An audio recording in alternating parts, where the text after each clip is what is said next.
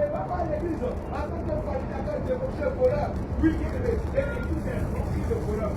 L'église est remplie d'escrocs. L'église est remplie de menteurs. Oui, bien-aimé, au travail, tu ne fais pas bien les tests. Alors, fais l'argent. Et lorsque l'argent arrive, tu dis qu'il faut arrondir les fins du mois. Et tu prends ta part, tu mets dans la poche. Et le reste dans la caisse, bien-aimé. Et ce matin, quel est ton pas qui te paye? Ne vois-tu pas que tu es un voleur? Bien-aimé, ce matin, le Seigneur Jésus t'appelle à la repentance. Laisse-moi te dire, toi, tu consultes des marabouts. Toi, tu vas consulter des hommes. Le Seigneur Jésus t'appelle à la repentance. Laisse-moi te dire, bien-aimé, le Seigneur dit, maudit soit celui qui se confie dans un homme. Bien-aimé, c'est une malédiction de se confier en homme. La seule personne à qui tu dois te confier, son nom c'est Jésus-Christ. Alors si tu ne te confies pas en Jésus-Christ et que tu te confies à des hommes, bien-aimé, le salaire du péché, c'est l'enfer. Mais le Seigneur ne veut pas que tu partes en enfer. Le Seigneur ne veut pas que tu partes en enfer. C'est pourquoi tu respires encore. C'est pourquoi tu es encore en vie. Alors toi, tu es encore en vie. Le Seigneur t'appelle à te repentir. Réponds-toi. Réponds-toi de la masturbation. Réponds-toi des avortements. Réponds-toi de la corde. Oui, dans le livre de Hébreux 12, verset 15 dit. Non, Habakkuk 2, verset 15 dit. Maudit soit celui qui fait boire son prochain. Oui, toi, aujourd'hui est samedi. Alors tu peux inviter ton prochain. Dieu, allons-y, on va boire une bière. Ou toi, tu as une carte dans ta maison. Laisse-moi te dire, tu as déjà bâti ton hôtel. Oui, tu as déjà bâti ton hôtel, bien-aimé. Et laisse-moi te dire, l'hôtel que tu as bâti. L'hôtel, lorsque Jacob est allé, lorsqu'il a croisé l'Éternel, Jacob a bâti l'hôtel. Mais l'hôtel qu'on bâtit, c'est pour adorer Dieu.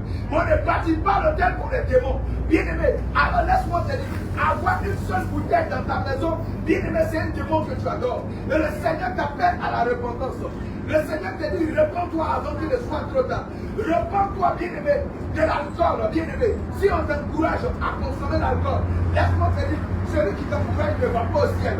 Et d'abord, le fait qu'il t'encourage, il est maudit. Et toi, tu consommes aussi l'alcool, tu es maudit. Mais le Seigneur ne veut pas que tu meurs dans la malédiction.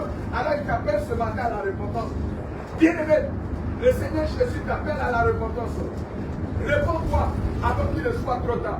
Toi qui vis dans l'adultère, tu trompes ta femme, donc tu te joues au dangereux. Laisse-moi te dire, en enfer, tu ne seras pas dangereux là-bas. En enfer, ce sont les plaies et les graissements des dents. Lis le livre de Luc, chapitre 17. Le riche et le pauvre. Qu'est-ce qui s'est passé pour le riche? Le riche vivait dans l'impudicité. Le riche n'obéissait pas à la parole de Dieu. Il était riche en adultère. Il était riche en débauche. Il était riche dans la fornication. Il était riche dans le mensonge. Il était riche dans la masturbation. Il était riche dans le vol.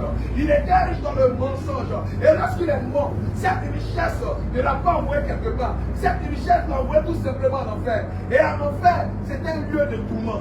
En enfer, c'est pas un lieu de repos. Oh, on a entendu les artistes dire que non, quand tu meurs, tu vas faire concert. Bien aimé, c'est un mensonge du diable. Et le Seigneur ce matin t'appelle à la repentance. Toi, tu es encore là. Oui, bien aimé, plusieurs sont dans ce véhicule. Eux traversent, consultent des marabouts. Et consulte des tradis praticiens. Et consulte ces hommes mystiques. Laisse-moi te dire, si tu ne te réponds pas, et que tu meurs dedans, tu seras jeté en enfer. Et le Seigneur ne veut pas que tu partes en enfer. Mais le Seigneur veut que tu reviennes à lui véritablement. Car le salaire du péché, c'est la mort. Et le don gratuit de Dieu, c'est la vie éternelle. Le Seigneur Jésus veut te donner la vie. Le Seigneur Jésus veut te donner la vie. Alors cette vie ne foule pas cette vie au pied. Ne foule pas cette grâce au pied. Regarde encore ce qu'il est dit. Dans le livre de 1 Timothée chapitre 2 verset 9. Oh, il dit que je veux aussi que les femmes vêtues d'une manière décente, avec pudeur et modestie. Il dit que le Seigneur veut que toi, femme, tu t'habilles décemment. Lorsque tu portes le pantalon, tu n'es plus habillé décemment. Lorsque tu portes des habits sexy, tu n'es plus habillé décemment. Lorsque tu portes des habits chéris, regarde mon dos, regarde mes fesses, regarde ma poitrine, tu n'es pas habillé décemment. Alors, bien aimé, la claque que tu prends, c'est un acte de rébellion. Et les rebelles ne peuvent pas être la présence de Dieu. Dieu a dit aux enfants d'Israël, dans le livre d'Exode chapitre 33, que vous avez un goût raide.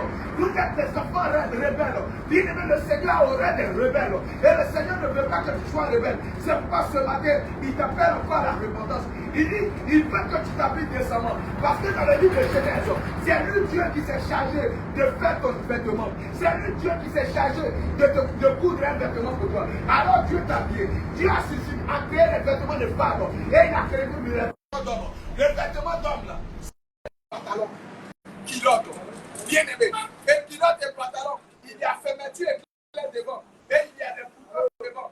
Boutons qu'on met devant là. C'est lorsque l'homme a envie de faire pipi qu'il enlève le bouton et il commence à uriner. Mais toi, qu'est-ce qui t'amène à porter les pantalons? Alors le Seigneur dit dans le livre de Deutéronome chapitre 22, verset 50, une femme ne portera point. C'est-à-dire une femme ne doit pas s'habiller comme un homme.